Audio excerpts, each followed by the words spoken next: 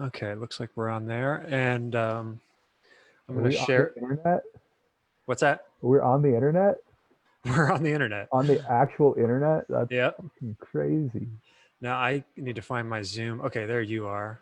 There's full speaker, you and me. Okay, I'm going to share it to a few groups and then people should start to pop on. Cool. Share. Oh, I'm going to share it to your group too. Oh, cool. Share Sweet. to groups. Future fossils? No, that's not yours. Oh, yours is the anti-fragile. Yeah. Yeah. You think I can share it to that future fossils group? Uh, I would ask Michael before you I do. know. I kind of like. I know people can get upset about that. Yeah.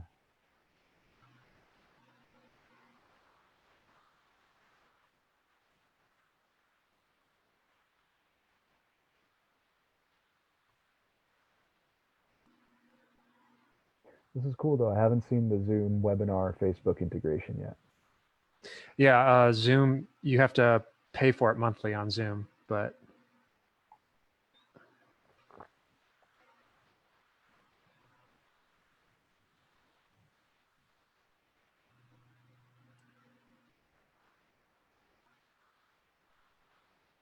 divine science and human body. That sounds like something we'd share it to.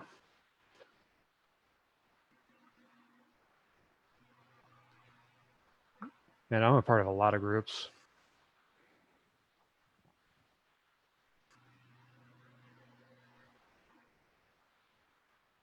Oh, visionary mental health. That sounds like something we could talk about. Zoology.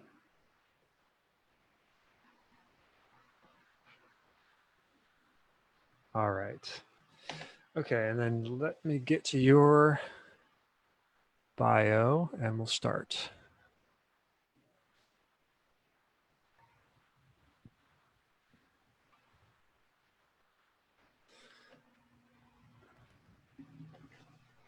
You just have one person on right now. Let's put on a show for one person then. Okay, Oh, you ready? You ready to yeah, start? yeah. I'm ready to start. Sounds good. Oh, make sure this volume is down. Okay, hello everybody. Hello, this one person. My name is Richard Sandelins, and this is the Zero Point Podcast. This is episode number 3, and today we have David Krantz, and I'm going to go ahead and read a bio so you know what he's all about. David Krantz is a certified epigenetics coach and sought after expert in the field of individualized genetics-based nutrition and peak performance. As a lifelong musician, David sees the various systems of the body as parts of a complex symphony. And as a coach, he excels at helping clients fine-tune those parts to create resonant, harmonious health and harness their creative and personal power. David is best known as a musician for the Few Texture Project and as a health coach for developing proprietary genetic tests that helps people understand their unique and individual response to cannabinoids. Am I saying that right? Cannabinoids? Oh yeah. Yep. Nailed it. Um, he was nominated in 2019 as a top 100 health innovator by the International Forum for Health Advancement. A biohacker by training and an artist by nature, David enjoys working with others who have a deep passion for getting the most out of life. Awesome. All Very cool. right. How you doing, David? I'm good, man. I'm stoked to be here and chatting Dude, with you. I'm happy you came on. 3 is my favorite number too, by the way. So this is the third one. And I hope you come on a bunch more times. I hope this just isn't one and done. Yeah. So Why is 3 your favorite number? I am the third in my paternal lineage. Richard Oh. Frederick Sandlin is the third. Yeah, and I don't know. There's just something, the Trinity as well. I don't know. Do you resonate with the number 3 at all? I do. Yeah. I was just curious if that was a thing that you say at the beginning of every episode, like, well, choose my favorite episode. Next one's gonna Oh, number did is. I say that last time? Oh, I don't know, but Yeah, no. no, it seems like you have a reason. So Yeah, there's an actual reason. yeah. Well, cool, man. I mean, I have a bunch of questions. The epigenetics thing is pretty fascinating to me. I do have some stuff written down. So I guess So you learned about genetics when you were in school, high school, right? Like everybody kind of has um, this kind of like standard definition of what DNA is, kind of like the helix double strand. And I'm just wondering if, since your epigenetics training, if your view of genes and DNA has changed at all. Yeah, absolutely. I mean, when I was in high school, we were given the very basic, extremely basic central dogma of biology, which is genes code for proteins, which code for traits, and that's about it. And there's this idea that your genes really control your destiny, and of everything about you is hardwired, and that's what people assumed for a long time. And only in the past 15, 20 years or so has science really overturned that, where yes, genes do code for proteins and they do code for traits, but there's so much variability within that. And that's what epigenetics is describing. Uh, Hold on, David. You're pausing up a second. Maybe let it catch back up to you. Oh, there you are. Okay, you back? Sorry, you cut out maybe in the middle of that, but Okay. there you go. Okay. So yeah. So if that happens again, let me know. And Okay. if we want to, I'll do a hand signal. That might be yeah, quicker. Okay. it may continue to happen. I'm sorry. No, that's all right. Don't worry. Yeah. Um, so you know, that's what people thought for a really long time. And then in the past 20 or so years, science really discovered that, hey, that's only a part of the picture. And genes are really responsive to the environment. And it really matters more the experiences that we have, things that we're exposed to that shape our destiny in relationship to the genes. And so what's really understood now is that genes, yes, they create this underlying code that's really more of this really advanced environmental sensor. And certain genes make us more or less sensitive to the environment rather than hard coding for traits, right? So say, like a lot of people have this idea that there's a gene for depression. Well, Right. there's really not. There's no gene that's been isolated that will give someone depression, right? What matters is a collection of genes that make people more or less sensitive to certain experiences in their life that might create Oh, depression. There's there's a gene called DRD4 that codes for a dopamine receptor gene. That if you looked at it on the surface, you might say, "Oh, look, it's a depression gene." But what it really shows is that people with a certain variant, when they have adverse childhood experiences, abuse, things like that, are at a higher risk for depression. But on the flip side, if those people don't experience that, they actually have a lower risk for depression. So what interesting. it's really showing is that the certain gene variants just make you more sensitive to certain things that create different outcomes. And so that's really the magic of understanding epigenetics, is knowing what levers to pull, knowing, okay, Yeah. how you're wired, and then matching things up with the Yeah. right environment. So essentially, if everyone could understand their DNA, they would know I have this allergy, so I shouldn't eat this food, or um, like I shouldn't do this activity. Maybe I could tailor my exercise based upon what my genetics are saying. You can do that to a degree. But I will say, blanket statements like, I wish that statements like that were 100% true, that if you just knew your DNA, you know exactly what to do. What I'll say is it gives you more of a guide rather than a 100% absolute. So it creates probabilities and possibilities, which are really useful, rather than having 50 different things you could try. Well, now you have three. It's a little easier. But there's no one-to-one kind of input output with genetics. I It's see. really about those probabilities and experimentation with that in mind. Okay. So I guess through being in the festival culture and stuff like this, I came across this thing called the template, which it kind of like changed my view of the structure of DNA being a double helix to being like a mandala type of thing. After, since you've learned the epigenetic stuff, has your view of like the actual structure of genetics changed, or is it pretty much just still the double helix? Oh, it's definitely different than the double helix. I mean, DNA is super dynamic in the way that it coils and Okay. it's in relationship, right? So when we think about what DNA looks like as a double helix, that would be if it was totally unwound, which it never is in the body. DNA is super tightly coiled. I mean, you have something crazy like millions of miles of DNA in your body, and those coils, how tightly wound DNA is, actually creates some of the epigenetic changes and responses. Wow. Yeah, And, like the traits that are expressed. yeah, exactly. Okay. Like because there's certain parts of the DNA that when things are unwound, they become exposed and able to be read by the RNA. And it's like if you can imagine like opening up a book and being like, all right, read this page. That's what some of that coiling and uncoiling does. And so when the body, whatever mechanisms are present that sense this and decide in a way that we don't want to be expressing this, the gene kind of coils, the DNA kind of coils down, and that's actually in response to these marks on the genes called methylation marks, and there's other ones called acetylation marks that kind of open that up. And Wow. yeah, it's incredible.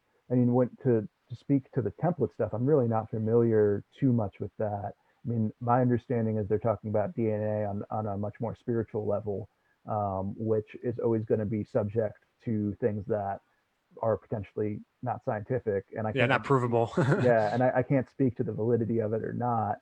Yeah. But from a materialist view, which we have to take into consideration, is really only one viewpoint. DNA definitely is not the double helix that most people think it is. I mean, it's wound in that way, Yeah. but there's many more complex shapes that it can take depending on what it's doing and how it's being expressed.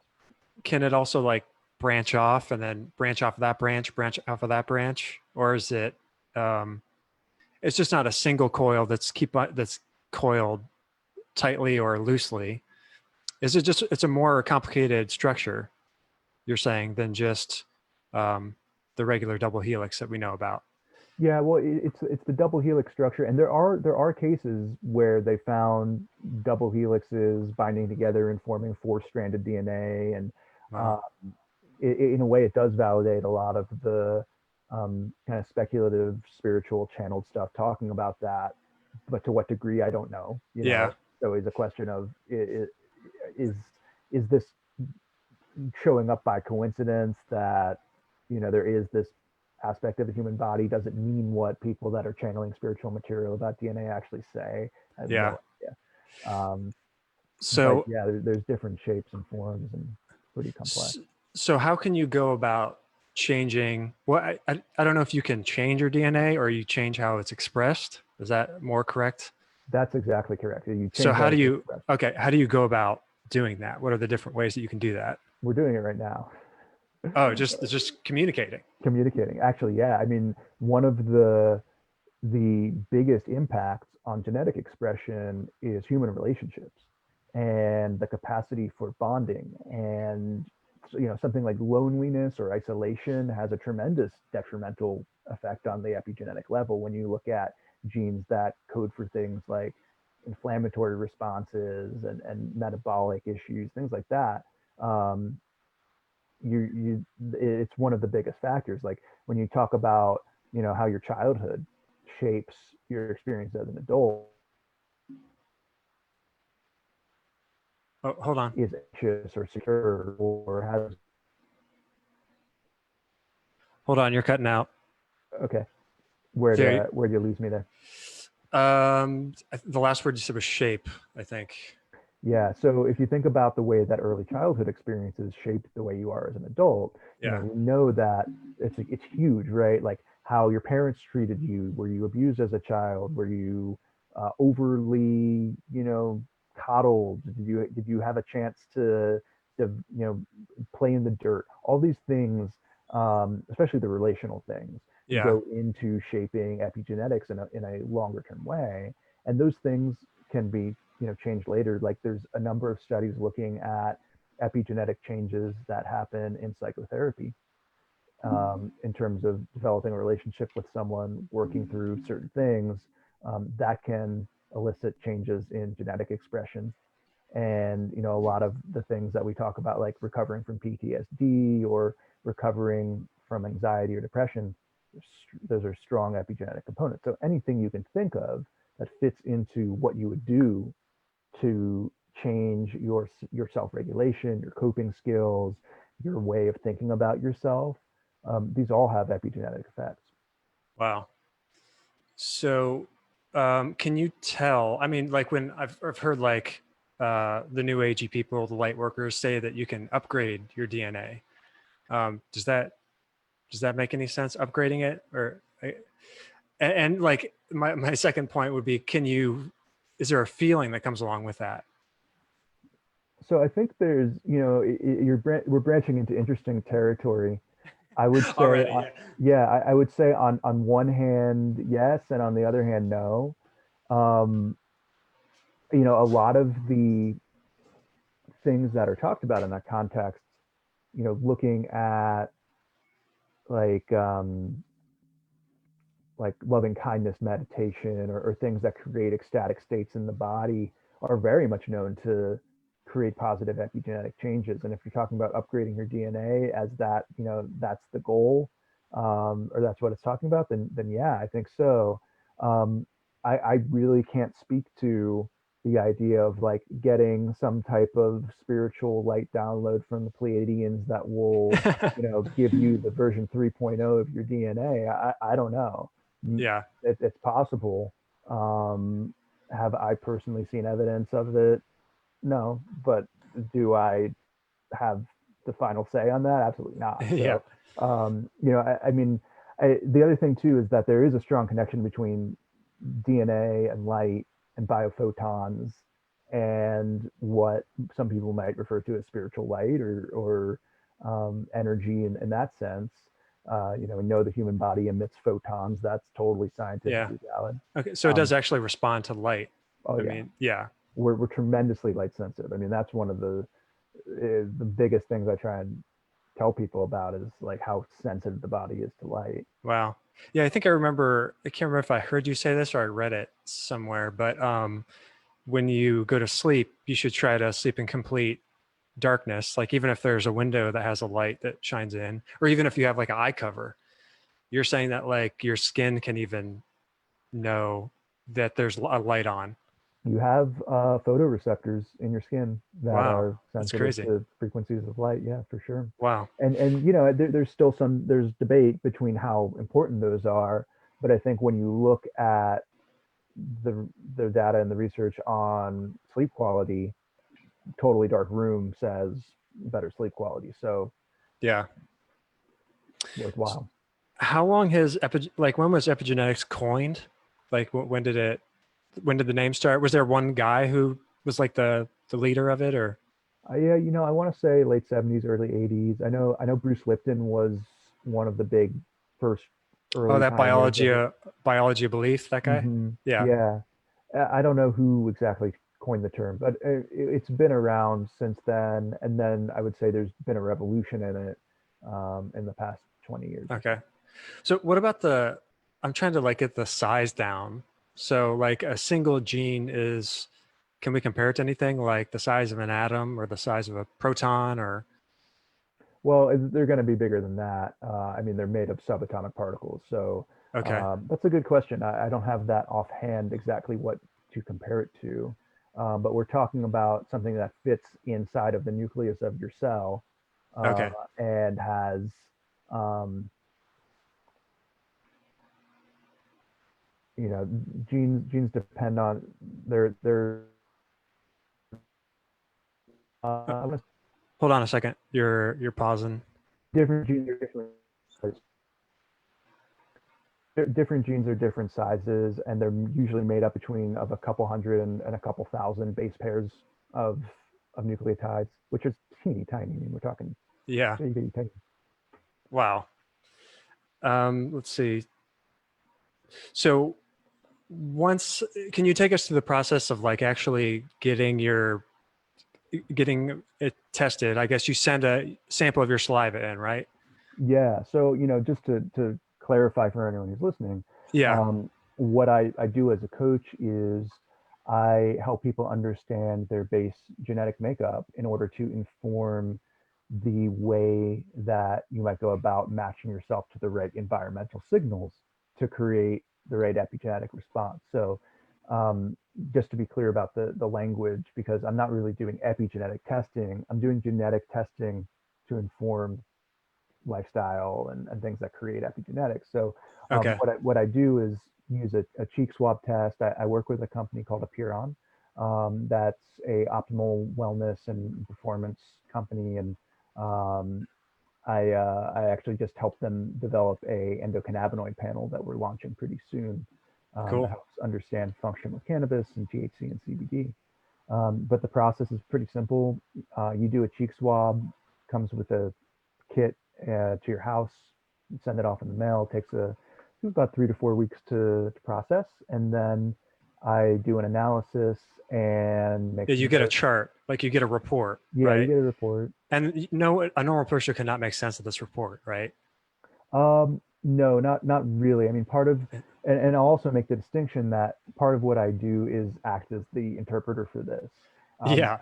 because there's a lot of like direct to consumer reports you can just go by that kind of purport to tell you, based on your genes, we can tell you to eat this type of way or do this.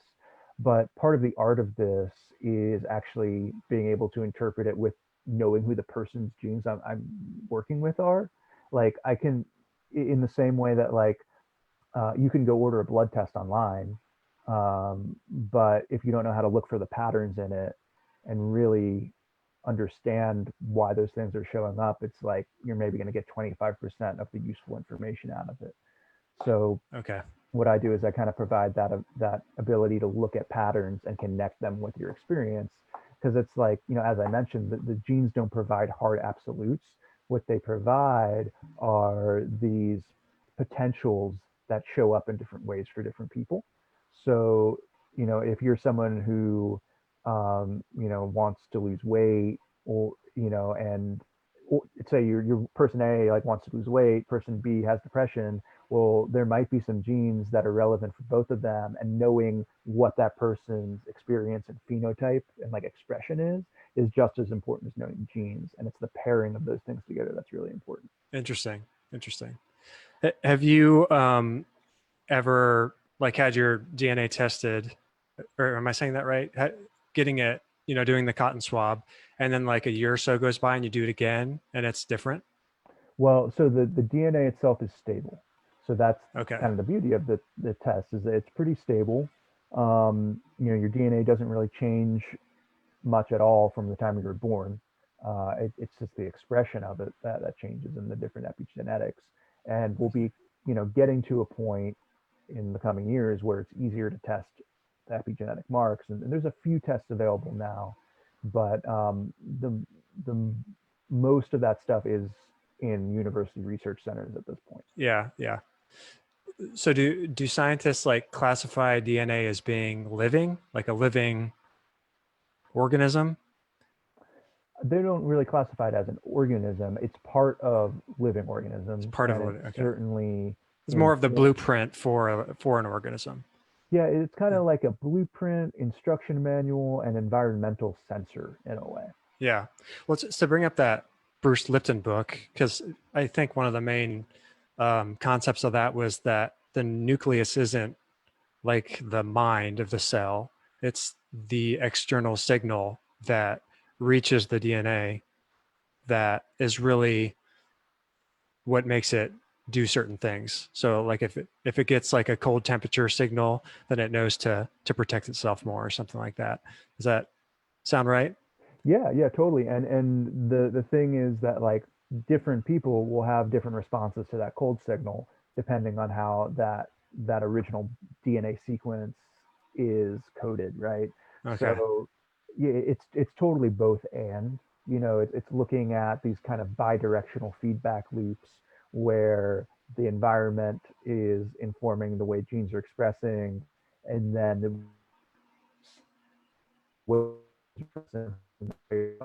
environment and ever shifting, self-referential, recursive, fractal kind of thing. Wow. Yeah, just let your thing catch up. Okay, there you are.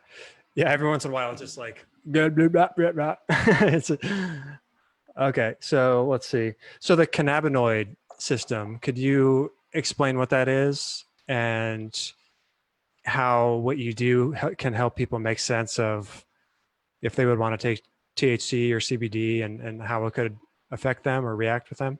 Yeah, sure. So the endocannabinoid system describes the set of receptors and chemicals in our body that activate those receptors that all have a analogous relationship to THC and other cannabinoids found in the cannabis plant. We're talking about basically evolving from a common ancestor, right? Like the cannabis plant, the humans, at some point there was a common biological ancestor where these systems developed, right? And Wow. so our body uses cannabinoids. We make our own, make a number of different ones naturally in our own body, just on our, on our own without cannabis, that act as a regulatory system. And nearly every single cell, every single system in the body has cannabinoid receptors that help regulate the function of those cells to some degree. And, the endocannabinoid system, and endo means on the inside or interior, exocannabinoids would be like Hmm. from the plant. These receptors and endocannabinoids kind of act as this underlying control system in a way for other systems in the body. Like, for example, with neurons, neurons are what send neurotransmitters. Um, Synapses are what neurotransmitters bind to in the brain that create electrical signals and help. Um, I don't want to say create thoughts, but they're important Influence. Yeah. influence thoughts and are a correlate of thoughts. That's really what it is. Um, the endocannabinoid system can either turn down over transmission of synapses Oh, or okay. kind of turn up under transmission in certain Wow. cases, and it acts as this sort of and that's why like CBD, you hear it's good for every single thing, and it can help you win the lottery. It can do all the things, but there is really truth to that for certain people because the endocannabinoid system is so pervasive in the body, and even though one Oh, person, it's not just like in your brain. no, not at all, it's it's Oh, wow. it's throughout the body. Um, so that's why it can be helpful for so many different things. And in terms of the test that I've developed, what I did a few years ago was I started to realize that, wait a minute, there's all this research that's been done on human genetics and response to cannabis, and it hasn't really been applied in a way where people can use that information. Most of that stuff was looking at it from a problematic behavior perspective, an addiction Hmm. standpoint, and there was a lot of rich raw data there. And so what I've done over the past couple of years is develop a test, and I've been running it, testing it with clients that can give you information about how you break down THC and CBD, how your body creates its own endocannabinoids, potential risk factors for cannabis use, like as much as someone like myself who is generally pro cannabis doesn't like it, like some people are at higher risk for psychosis or other mental illness with Right. cannabis use. So there are certain genetic variants that have been identified that might make someone more prone to that. Yeah. So we put that in a test, and you can get kind of a range of, hey, is this a potential factor for you? And some of the other things we can look at are cognitive response to cannabis. Like, are you someone that can sit there and focus and use it in a way that allows you to really dial in, Yeah. or you're going to Hold on. have things. And yeah, can I'm you hear me? waiting. I'm waiting until you catch up. There you go. Okay. Okay. I don't know. I Uh, hope. Hopefully that doesn't happen on the recording. I don't know if that'll happen on the recording or if it's just like for the live feed. I'm not sure. Yeah, you maybe you can go back and edit. Yeah. Um, Um, go ahead though, if you can figure out where you left off. yeah, so looking at cognitive factors um, that influence things like short-term memory and impulsivity and reaction time and things like that, while you're high, it can just give you a better objective understanding of like what your tendencies are, because it can be pretty hard to self-assess and like be aware Right. of that, Yeah. right? And of course, strain matters, but Yeah. for some people, strain matters more or less. Like, there's some people that kind of no matter what strain they try, like they're still gonna just want to lay on the couch. And for some people, no matter what strain they try, they're gonna have heightened anxiety. Or for some people, no matter what strain they try, it just feels great. So, you see these variable degrees of how much does strain matter versus how much does someone's underlying biology matter. And I'm kind of on a mission to bring that into the conversation because, you know, most cannabis enthusiasts expect kind of a uniform response from person to person and then say, well, it's really about the strain. Okay. Yeah. And I think that there's a lot of room to really talk about this from a bioempathy standpoint, right? To be able to say, I look like the only experience of life that I can possibly have directly is through my own experience of it. So the only way that I've ever experienced cannabis directly is through the way that I respond to it. But if I Hmm. can get out of that limited viewpoint and really honor the fact that other people will respond differently, important in understanding this on a broader, deeper, more complex level. And frankly, I really think that the entire legalization movement, medicalization movement could benefit from bringing that sense of bioempathy into it, rather than kind of coming at it from the perspective of, well, the way it works for me is the way it works for everyone. Yeah. Yeah. Wow. That's huge right there. Bioempathy. I never heard that term before, so that's pretty awesome. I But think yeah, I made it somebody. up. Oh, you made it up. No, I you know. better copyright that then. Write a book with it and put that on the title. Um, so the other thing I was interested in, because I'm not sure how you came to find epigenetics, um, but I think in your bio you said that you kind of were like burning yourself out from all the work that you were doing. Um, is that how you found it? You were just like tired and you didn't know why, so then you started to try to figure it out. Oh, that's like a small component of it, but I can tell you the story if you want the Yeah, the yeah. Go full ahead. thing. Because And I I'm mean, listening to you. I just gotta let my cat in right over here. yeah. Oh, let the cat in. You Yeah, bring the yeah. cat onto the video? No, he's outside, so I'm just Okay. listening. Well, I'm gonna wait until you bring the cat in, and I'll just keep talking about your cat until I see him. Uh, I just opened the door so he can get in okay. if he Well, needs. if the cat wants to make an appearance, I know how hard it can be to wrangle Yeah, him. how are your cats, by the way? Oh, they're good. They're doing They're good. hanging They out. because you're in a new house, right? They're in the new house. Yeah, yeah. They're loving it out here. We got a lot of room for them to roam. Nice. Yeah. I want you to tell the audience the names of your cat because they're funny. Yeah. So Well, my cat's names are Shirley Wintergreen LLC and White Kitten. and White and Kitten. Yeah. White Kitten. Yeah, White Kitten is a special needs cat, but she's doing great. She actually killed something the other day, which is a huge step up. Like she Oh, usually that's doesn't great. have the motor skills to do that, but it was a big Yes. day celebration.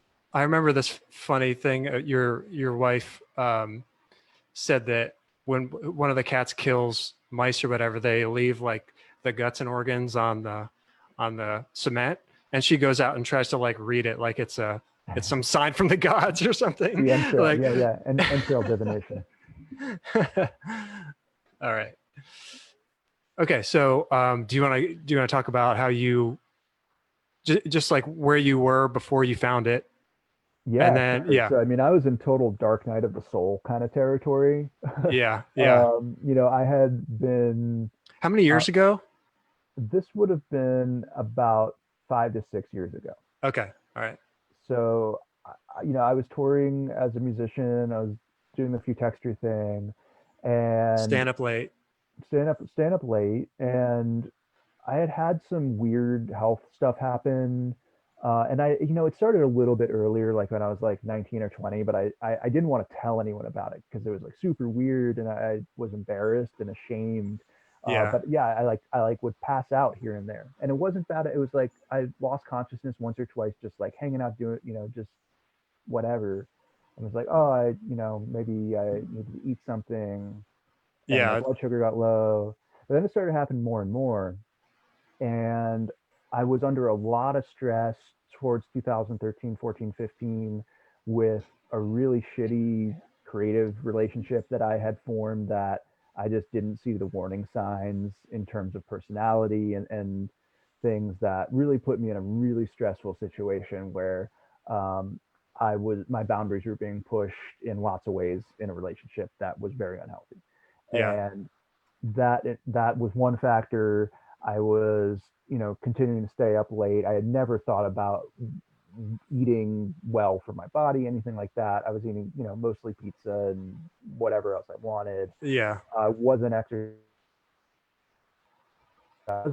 all of the perfect form for this address with this partnership to just totally demolish my ability to cope and be functional. Yeah. And I remember like at the worst point, like I my stomach just fell apart. Like I think I didn't shit for like 20 days. Like I was just constipated. It was Wow. horrible. It's like Yeah. everything just started to fall apart. And I just started to try to figure out how I could reverse this because I went to some doctors who ran, did basic stuff and we're like, look, you're basically healthy. There's nothing we're gonna do for you short of try and prescribe you random medications and see if it helps. And I was like, that just doesn't seem like a good option for me. Yeah. So I got really into nutrition and biohacking and this realm of like trying to use your body as an experiment and see what works. And I got really into this. I started to really see some improvements. My brain turned on in a way that I had never experienced before. Like always been Yeah. a smart guy, but I always considered myself lazy. I Yeah. always considered myself like I'm just gonna do whatever I can to get by through school and all that. And I think part of it was that I was in school studying shit I didn't want to study, but B also just had never really given my body the right nutrition, never given my body the I right see. routine. And as I started to experiment with stuff, I realized I could like absorb more and more information. And then there was this really weird synchronicity that happened where I had listened to an entire series of this podcast, probably about 60 episodes with this doctor named Dan Stickler, who um, was talking about genetics and epigenetics in this way that no one else that I was aware of was really talking about. And I got super into it and was on a lunch break one day at my job at Moog Music here in Asheville, Oh, yeah.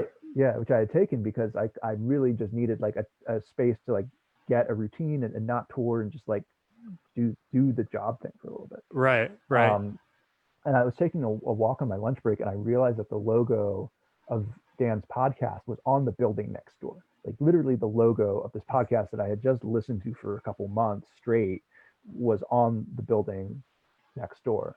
And I realized that Dan had an office next to where I was working, like 100 yards That's away. so funny. Right. So I made an By appointment. that high five coffee place, right? Yeah, exactly. Yeah. Right across the That's a street. great little spot right there. Yeah. Yeah. So I first just made an appointment because I wanted to do some blood work with him. And I had a meeting with them, kind of an initial consult, and found out that they were actually looking for someone to build out audio brainwave entrainment and meditation programs for this experimental sound chamber that they had built in this building. Wow. Because one of the co-owners was a audiologist, and sure enough, they were basically looking for me, and I was like, "Oh, good, I've been looking for you." So I left Moog and started working with them, and shortly after, Dr. Dan started this training program and needed someone to test it out on, and said, "Hey, the people that are working here, can you guys like basically let me train you and test out how I'm training people?" Wow. So I ended Yeah, a up good opportunity. a good opportunity. I was in the right place at the right time. And I actually said no at first. I was like, I'm a musician. Like, I don't know shit about this. Like, I'm not a health practitioner. Yeah. Uh, and he was kind of like, no, like, you know more than the average person. Like, you've done this stuff for yourself. You've absorbed a lot of information. I think you'd be good at this. So I ended up, trusting him a little bit. And Yeah, I mean, because 5 years it's later, here I he was testing it out on you, right? So there's some faith that was involved. am. Yeah. Yeah, so I just was in the right place at the right time to find a really good mentor who, is a medical doctor who'd been using this stuff in his practice and experimenting with it. And, found someone who saw potential in me and, more Yeah, potential than I saw in myself in a way, which I'm really grateful for. yeah, definitely. So I'm curious, if when did you like when you started the process and as you're going through the process with Dan, um, when did you notice like, oh, my energy levels are better and it seems like my brain is working quicker and there, there's less, you were having less problems and it seemed like you were actually improving. Well, um, the Hold on a past second. Hold on a second. degree I started training with Dan. Yeah, hold on a second. Let's just let it catch up for. Oh, there you go. Okay. All right, all right. Um, so, I'll say this to some degree. I had gotten a lot of my faculties back online before that, and a lot of it was meditation, a lot of it was diet, a lot of it was regular exercise, a lot of it was regular sleep, Just to get on a schedule, it was more like you just needed to get in a rhythm, really. get in a Yeah. rhythm, and a lot of it was supplements. And then once I applied the genetic information and had some additional blood work and things to look at, um, I was able to kind of take it to another level Hmm. and really understand why some of the things I had tried worked, why some of the things I had tried hadn't worked, and it gave me a reason why to take it a step further and go deeper. So the process, it's a continuous process, right? Like I know that I could always probably be functioning a little bit better, and I think that's what drives me to do the work I do. It's Yeah, that's fun. a positive thing. Yeah. It's kind of fun to play around with that and experiment. Like I'm tracking my stress levels right now while we're on the call. Like I'm trying to just always understand myself better Yeah. and be able to shift that. I see this all just as different forms of self-awareness. Did you deal with anxiety at all before, or were you not really? You were more kind of like tired and depressed. Yeah, I definitely had some anxiety. I mean, I've been a Okay. social anxiety kind of guy for a long time. Yeah. Um, Do you think that that's normal for creative people? I Creative think people, I think it can be. Yeah, I know a lot of other creative people that have social anxiety. it's just like they're so, and it's like a good thing. It's like kind of the gift and the curse. Like they're highly self-aware and sensitive, and like they can turn that into like a creative outlet. But if you were to like go to a grocery store sometimes and there's too many people there, it's like I I can't do this right now. I got to come another time. Yeah, and I think that shows up, very differently for different people. Like big crowded spaces were not a problem for me like that. Oh, really? It was more like um, personal situations where like I didn't know people or things like that that would be Okay. problematic. But I'll say, I mean, it's simultaneously this interplay between shifting physiological function, talking about the sleep and supplements and nutrition and all that, but also doing the internal emotional work to accept myself more and Yeah. be more comfortable with myself and not care so much what other people are thinking when I walk into a room. Right. And the ability to do that and have more of a capacity to do that inner psychological work, I think is bolstered or augmented by also doing the health and lifestyle kind of stuff, and they're two sides of the same coin. We think about the mind and body as being separate, but they really are not. They really are these, but it's a bidirectional feedback loop, like I said before. It just, the mind changes your physiology, and your physiology can change the way you think and Yeah. feel. So if you approach it from all angles, I think it's the most effective. Yeah, I've heard that from, weirdly enough, Jerry Seinfeld. Someone asked him like, Like, do you think your mind or like your mind health, your mental health, or your physical health is more important? And he was just like, there's no difference there. I don't separate mind and body. It's, one affects the other, vice versa. Totally. I mean, when you look at what is probably the most effective intervention for depression, like exercise, it tops out over pretty much everything else, including psychiatric meds. And it's not to say that the exercise is going to cure depression, Right. but in terms of things that will make a difference, like it's it pretty much comes out on top. The other thing I wanted to ask about allergies, is there some way that you can tell if this person, by looking at their tests, would be allergic to something, or is it that's something more of a trial and error? There's different degrees of accuracy. Genetic tests, say, for example, can look at pathways that break down histamine, which is going to Okay. be the main neurotransmitter that gets released when you have an allergic reaction. And some people, for example, can have difficulty breaking down that histamine. And with the genetics, you can pinpoint to a degree what pathway is having trouble breaking that histamine down, and then target that directly. Interesting. It Wow. won't necessarily tell you from a genetic standpoint, like, yeah, you're allergic to this or that, but it can inform you more about the mechanism behind some allergies. Yeah. There's other testing that you can do for allergy and food sensitivity and that kind of thing as well. Okay. I was just thinking about the coiling again, and like how tightly and how loosely it's coiled. Um, are there ways to change how tightly or loosely it's coiled, or is it pretty much just set up how it's set up, and you're more about the expression of the individual gene? Yeah, so that coiling and uncoiling is part of the expression of Oh, that gene, right? okay. That's So helpful. that's something that's dynamic and responsive, and Wow. it is a core. So like your gene, your DNA is changing its shape all of the time. Like it's not static; it's constantly shifting in order to be able to adapt. And we're talking about this like even on just like a 24-hour rhythm.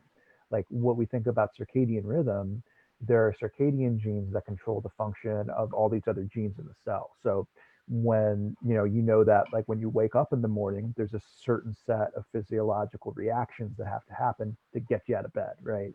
Right. Cortisol release, glutamate, things that activate the body. And then on the flip side, at night, there's things that put you to sleep. And Wow. those things are controlled with a 24-hour epigenetic clock. It's like having, like when I don't know if your parents ever did this, but like when my parents, when we used to go on vacation or leave the house for more than a couple of days, my parents would put all the lights on timers, so that it looked like someone was there at night or during the, Oh, yeah. yeah, and those timers that will just automatically turn on and off a light. That's like you have that in your cellular machinery, and if you can imagine the shape of the DNA changing in order to turn on certain hormone release or turn off certain hormone release at different times. Wow. Yeah. Yeah. So hormones are a big deal. Is there a way to track hormonal balances and imbalances through this? I mean, hormones are best done through blood work. Blood work. Okay. Blood work, yeah. Well, Um, so yes, blood work is included. Like if I would go through you, is blood work included, or is that kind of an optional thing? it depends on what we did and how we wanted to work together. Like, I see. I'll say that I use blood work, from the perspective of wellness. Like, and a lot of people think about blood work as this, diagnostic tool, right? To say like if you're sick or you have a disease or something like that. And because I'm a coach, I don't really do that. Right. I You don't, don't I take don't people's blood? well, You're I not can storing look. it at your house? No, but I do look at it from the perspective of like optimal function and optimal wellness, which is Yeah. a distinction from like the sick care model, from the disease model. And so it's still very useful. And I do incorporate it. And we did some Hold on a second. points about how the human body is functioning. Let it catch up for a second. I think we're back now. Yeah. Okay. Cool. So yeah, Um, I mean, it just adds another data point in terms of how the human body functions. yeah. So I guess I want to talk about your entrepreneurial pursuits now. And um, did you have the few texture label before you got into the epigenetics? Oh yeah, I mean, I've been doing that for Okay. close to 10 years now. Well, so how did figuring this out help you get your businesses together?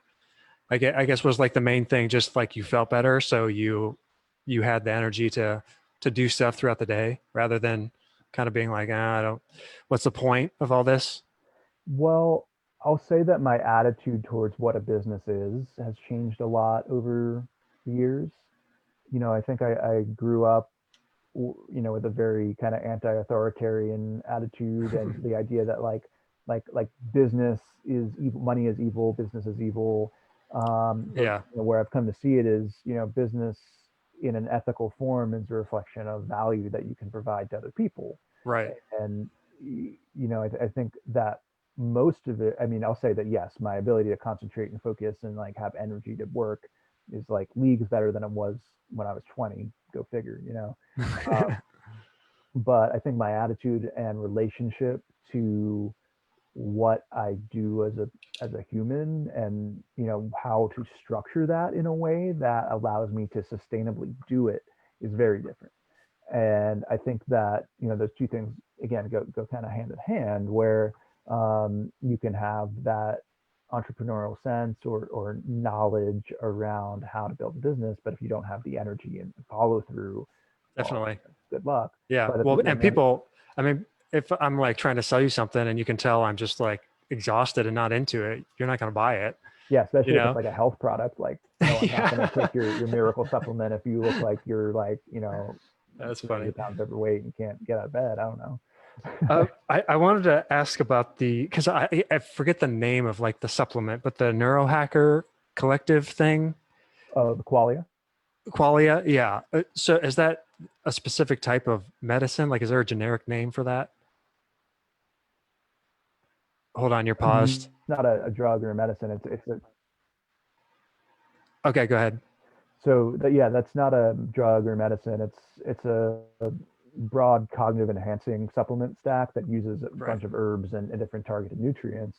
So no, it's their brand, it's their product.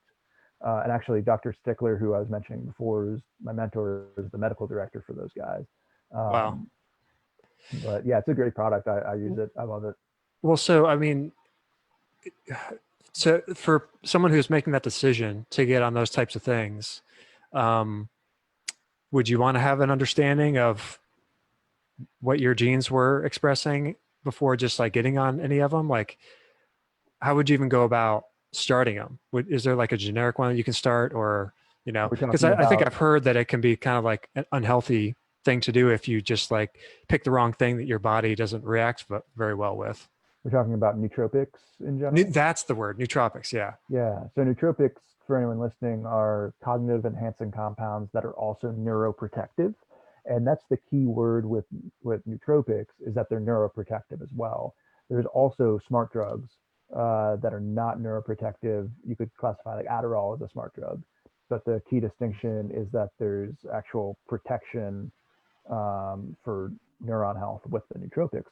Um, and yeah, you could do some damage if you choose the wrong one or go at it in a way that um, throws some things off for sure.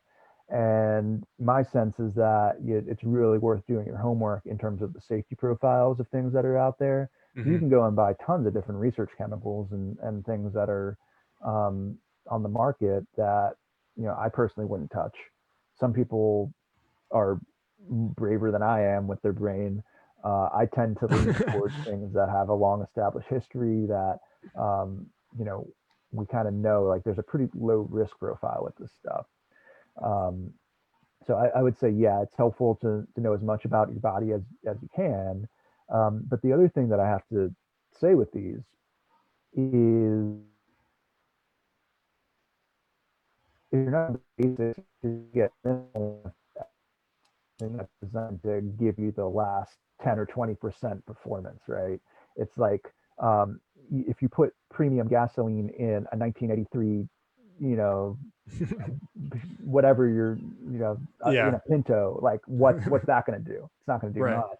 But if you put, a premium into a new Porsche, like, okay, yeah, that then you're probably going to get some performance upgrade, right? It's like Right. um, I see.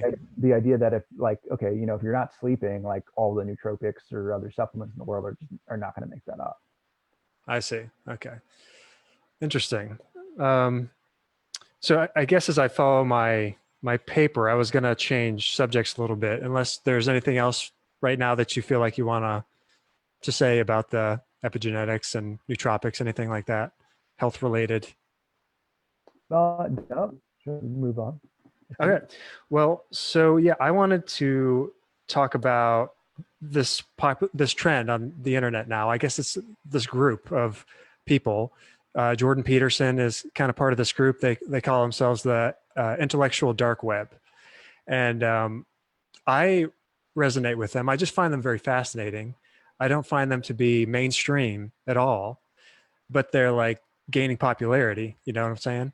And I guess that rebel wisdom page is also something that like I resonate with. And I just wonder if that brings anything up for you. Like, do you resonate with the information? Do you like any one of those guys in particular? Um, yeah. Well, it's hard to lump it all into one thing. Right. I mean, I'm definitely familiar with the kind of group of people you're talking about: Jordan Peterson, Brett Weinstein, kind of that crew. Yeah. Um, and I'll say that I find some value in some of the things that they say. I think some of it is isolated and disconnected from reality in certain ways too. So my sense is I enjoy some of their perspectives, and often, I like them because they make me think about myself and what I think. Yeah.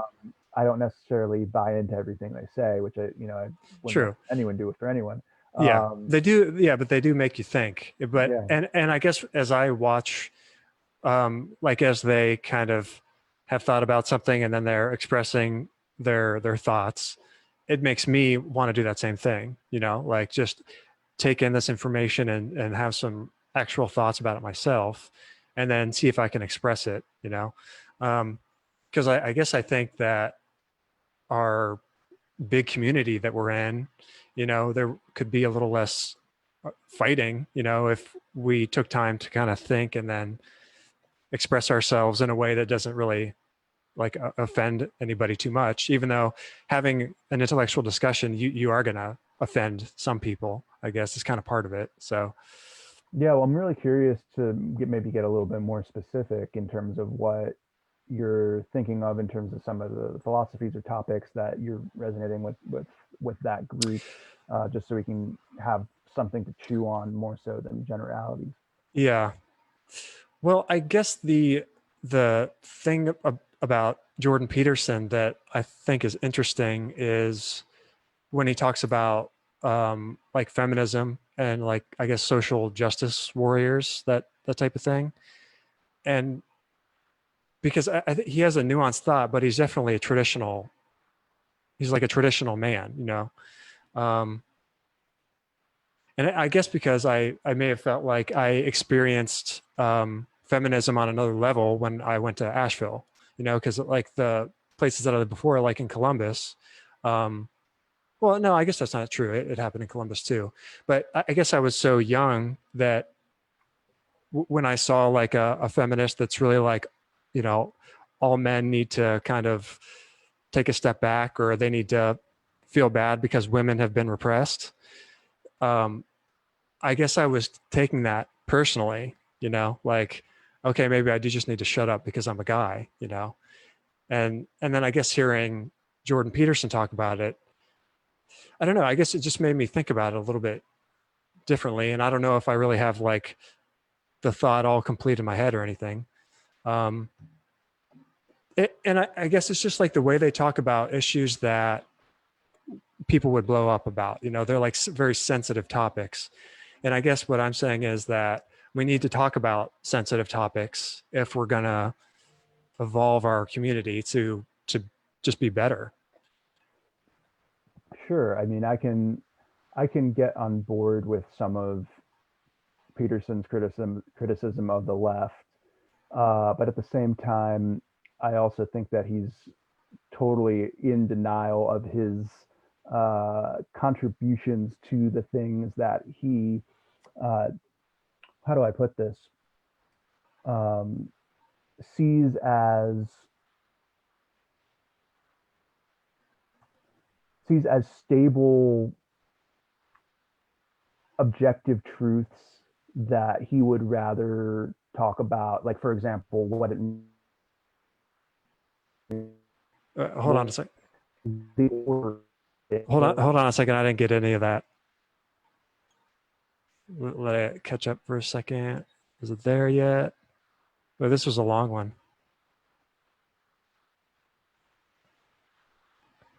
There you go. Okay. Sorry.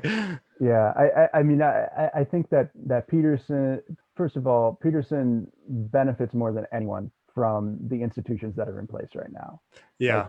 he is the old guard in so many ways, Yeah. and for him uh, to criticize that is to get out of comfort. And as much as he claims to be a free thinking individual free of ideology, he's 100% bought into the ideology of um, rugged individualism and these things that are present in modern society that you could argue are some of the worst parts of it. Now, on the other hand, what Yeah. I think he does a good job of is point at uh, the the the, the pros of, say, how rugged Western individualism has got us to a place where we have infrastructure and we have many benefits to living in a modern society. But and that's, I think, his the thing he's trying to point out to people on the extreme left that are in this, on the side of, hey, let's burn it all down. He's got some points, like what are we going to do? I mean, I where do I sit? I'm not an extreme leftist, so um, I leaned more liberally, but I don't buy the entire Peterson thing either. It's Oh no, I don't think anybody should. It's Yeah, I mean, yeah. and the thing is, I feel like when he first started talking and became public, maybe 4 5 years ago or so, Yeah. um, he was not as caught up in his persona as this, Once the fame the, caught on. Yeah. right, yeah, the father figure of the right, and like I think he's totally self-deluded in his ability to assess what's happening in a lot of ways because of that. Yeah. At the same time, like there's some things he said that I've taken into account that I wasn't thinking about before, especially from like an archetypal psychology level of saying, for example, like, when we're talking about, say, the father archetype, and he likes to talk about this a lot, that or the ruler archetype, that there's simultaneously like the wise ruler archetype and the destructive ruler. Those are the same one. And he's been trying to say, I think in a lot of ways, is the things that the left is railing against, or feminism is railing against. They're not seeing the full picture. But I think he's coming at this from a perspective that also is unable to assess his own interests in this, and it clouds Yeah. judgment there. Yeah. Um, I could see that. Yeah. He might not be able to see outside himself. Yeah. That's pretty interesting what you said. And yeah, he's definitely, I mean, do you think he would admit that he has a right leaning bias, or do you think oh like yeah, he would say, no, oh, he would. Okay. I think so. I mean, if he does, I mean, he does videos for like Prager University. How could you not? Like the yeah, and I don't know. I feel like the quality of his thinking and process has deteriorated significantly over the years. When I've checked back in, Yeah. um, Well, he almost died from some drug that he got prescribed. I forget the name of it, but um, Yeah, I feel like he like the value that I extracted from him has like maybe earlier on when I first started hearing about him has become superseded by kind of a caricature of yeah, the anti-feminist. Everyone that's into social justice is is needs to go um I don't know what go take care of yourself first. And like, okay, yeah, I can see that. I've had experiences too, where people have leveraged social justice ideology in a way that was narcissistic and not actually doing the things that it was intending to do. Like I see that criticism, and I think it is valid. And if we were talking about how to change society in a positive way, like that has to be accounted for, and like mhm. not I don't know how to regulate or value that. Or there's algorithms there, but at the same time, it's too it's applied across the board in a way that feels totally fake and reflective of a ideology that gets him paid and gets him. Yeah. Oh, yeah. I mean, you can tell that he gets pushed like on social media platforms or YouTube or whatever. It's, I mean, like on my YouTube feed, like when I first signed on, like no history or anything like that, there would just be like one after the other of Jordan Peterson videos. So, yeah, clearly there is like a power structure that loves him and that they want to make him like this front for like intellectual discussion. So, Yeah, I mean, I feel like he's one of those people that like is he's so polarizing, and it confuses me to a degree how people tend to either idealize him or say this guy is the worst fascist we've ever seen. Like, I can understand both perspectives actually. uh actually, I think that's a really valuable point. I mean, this, not to cut you off, well, sorry, but the point of my podcast, Zero Point, was like I'm trying to find some common ground in all things because I feel like things are very divisive now. But I think that's so important to see the extremes of both sides and really try to like encompass that to see where we can find that common ground. But so yeah, go ahead. That's what you were saying. yeah, I don't think he's really someone that um has as great of ideas as he thinks he does. Some people think he does, but I also think that he's not as evil a guy as a lot of people think he is evil. But I do think that his words are taken and twisted by people who use him as this sort of facade for potentially more fascist or uh, Yeah. you know kind of Well, really nasty kind of stuff. well, So clearly that's happened with our president. I mean, just right. like his languaging of words for him to get elected, like totally legitimized this hate.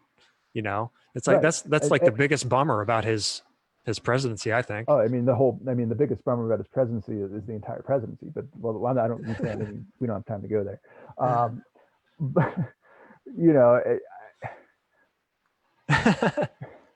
yeah, and so I think that begs the question a lot of as a public figure, when your words are being used to justify a worldview that is um, discriminatory or Yeah, unfair intentionally in some way. right, like what if you as that person you either condemn that or you don't. And Peterson is not. Peterson has totally, and this is one of the reasons why I lost respect for him in a lot of ways, is he never wanted to distance himself from the fringy people that the 8chan incel type mindset that just likes Peterson because he's kind of a soft version of the extreme Yeah, worldview there. And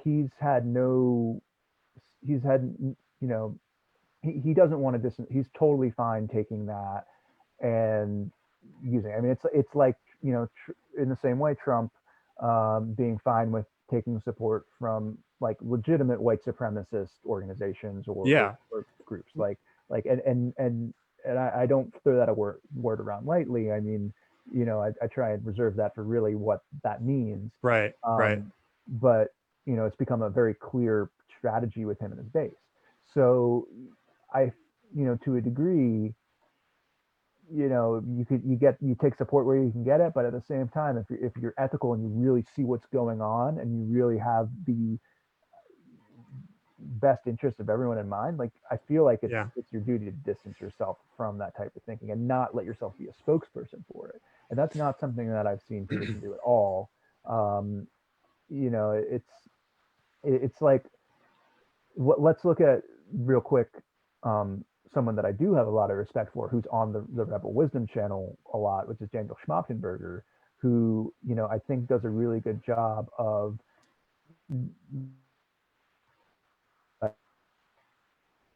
and simultaneously um, not giving people fodder to fuel like a hate-based worldview or a worldview that doesn't like actually end up being for the good of all. Like I just don't see the difference, and I bring him up because I feel like his work and his viewpoint is 100% based on, okay, how can we get the best outcomes for everyone involved? Yeah.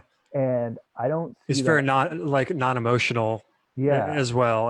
I like him too. He's just like, when I hear him speak, I'm like, that, how the hell is this guy like putting these sentences and these thoughts together? Because they're really nuanced, extremely but nuanced. I like listening to him a lot. Yeah, and I don't see um that coming from Peterson. I don't I see Yeah, more Peterson of, has emotional tone to it. He does have a and little that's bit of fine. like, Like I have an emotional tone to myself. Like I have no like emotion. Like that's the other thing that really rubs me the wrong way is the notion that we shouldn't bring emotion into mm, conversation or discussion. Like emotion is another way of knowing, besides the intellect. It's an equally important part of our humanness. It right. balances the intellect, and the like you see this. I don't know. I see this a lot on the interwebs of like uh, an emotional argument isn't and like yeah, if you're only reacting emotionally and not having any grounded intellect, like okay, good luck. But Right. this is about the whole human experience. Is it kind of a bummer to you that like in order for our society to get better and evolve, we have to do it through public policy, which is politics? Or are there other ways to really enhance that or move it forward without going through having to elect somebody to hold up your point of view, Yeah, I don't know, but Richard, I am running out of time Oh here, yeah, sure. and we got to wrap this up. Yeah, sure. We can wrap it up anytime. We did go over an hour, I think. So, Yep. well, yeah, thanks for coming on and talking to me. I appreciate it. I hope we can do this again. I do too. Yeah, this was fun. I mean, I would love to pick up kind of where we left off. I've got a lot more to say. Sure. Yeah. Well, It might there's, not be the most intelligent stuff, but I've got a lot to say. So I would love to hear it. I think it's good for me to hear it and then to try to come up with something to say in return. So, yeah, I mean, we got to communicate if we're going to make life better. That's how I see it. So, I agree. well, thank you so much, man. Have a good night. I'll talk to you soon. All right. All right, cool. Take All care. right. Take care.